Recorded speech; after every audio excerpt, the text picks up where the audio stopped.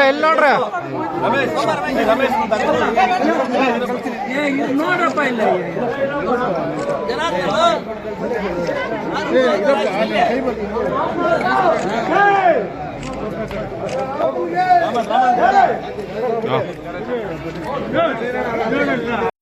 ಸಂಘದ ಚುನಾವಣೆ ನಡೆದು ಇತಿಹಾಸದಲ್ಲಿ ಈ ಒಂದು ಸೊಸೈಟಿನಲ್ಲಿ ಚುನಾವಣೆ ನಡೆದ ನಿದರ್ಶನಗಳೇ ಇರಲಿಲ್ಲ. ಯಾವಾಗಲೂ ಕೂಡ ಇನಾಮಿನೇಷನ್ ಆಗಿ ಮಾಡ್ಕೊಳ್ತಾ ಇದ್ವಿ.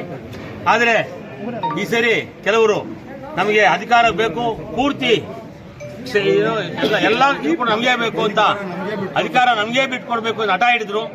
ಅದರಿಂದ ನಾವು ಚುನಾವಣೆ ಅನಿವಾರ್ಯವಾಗಿ ನಡೆಸಬೇಕಾಯಿತು. ಇದು ನಮ್ಮ ಸಂಘಕ್ಕೆ ಕೂಡ ತುಂಬಾ ಹೊರೆಯಾಗಿದೆ. ಅದರಿಂದ ಆದರೂ ಕೂಡ ಜನ ಅಧಿಕಾರದ ಪರವಾಗಿ, ಕಾಂಗ್ರೆಸ್ ಸರ್ಕಾರದ ಪರವಾಗಿ, SN ನಾರಾಯಣಸ್ವಾಮಿ ಪರವಾಗಿ ಇವತ್ತು ಜನ ಬೆಂಬಲ ಕೊಟ್ಟಿದ್ದಾರೆ. 10ಕ್ಕೆ 10 ಸೀಟ್ ಕೂಡ ನಾವು ಗೆದ್ದಿದ್ದೀವಿ. ಇದು ಭಾರಿ ನಮಗೆ ಸಂತಸದ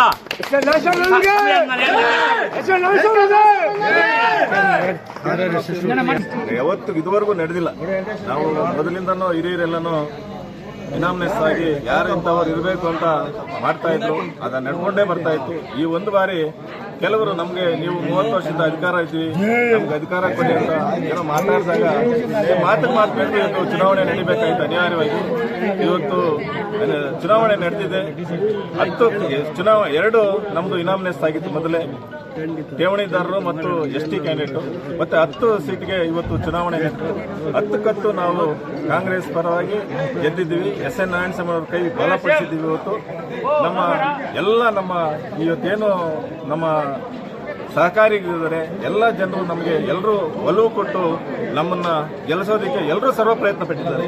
ಎಲ್ಲ ರೈತರು, ಮಹಿಳಾ ಸಂಘಗಳು, ಎಲ್ಲ ನಮ್ಮ ಸಂಘ ಶಕ್ತಿಗಳವರು ಎಲ್ಲರೂ ನಮಗೆ ಇವತ್ತು ಸಾಥ್ ಕೊಟ್ಟಿದ್ದಾರೆ. ಎಲ್ರಿಗೂ ನಾವು ಧನ್ಯವಾದನ ಹೇಳ್ತಾ ಇದ್ದೀವಿ. ಆಲ್ರೆಡಿ ನಾನು ಅಧ್ಯಕ್ಷ ಇದ್ದೆ. ನಾವು ಮಾಡಿರ್ತಕ್ಕಂಥ ಅಭಿವೃದ್ಧಿ ಕೆಲಸ ಮತ್ತು ಜನರಿಗೆ ಕೊಟ್ಟಿರ್ತಕ್ಕಂಥ ಸಾಲ ಎಲ್ಲವನ್ನು ತಿಳ್ಕೊಂಡು ಇದೇ ಸದಸ್ಯರು ಗೆಲ್ಸ್ಕೊಂಡ್ರೆ ಮುಂದಿನ ದಿನಗಳಲ್ಲಿ ನಾವು ಒಳ್ಳೆ ಅಭಿವೃದ್ಧಿ ಆಗ್ಬೋದು ಅನ್ನೋ ದೃಷ್ಟಿಯಿಂದ ರೈತರೆಲ್ಲ ನಮಗೆ ಬೆಂಬಲ ಕೊಟ್ಟು, ಹೆಚ್ಚಿನ ರೀತಿಯಾಗಿ ಬೆಂಬಲ ಕೊಟ್ಟು, ಇನ್ನೂ ಜವಾಬ್ದಾರಿ ಕೊಟ್ಟು 10ಕ್ಕೆ 10 ಸೀಟನ್ನು ಗೆಲ್ಸ್ಕೊಂಡಿದ್ದೀವಿ. ಆದ್ದರಿಂದ ಎಲ್ಲ ಮತ ಬಾಂಧವರಿಗೂ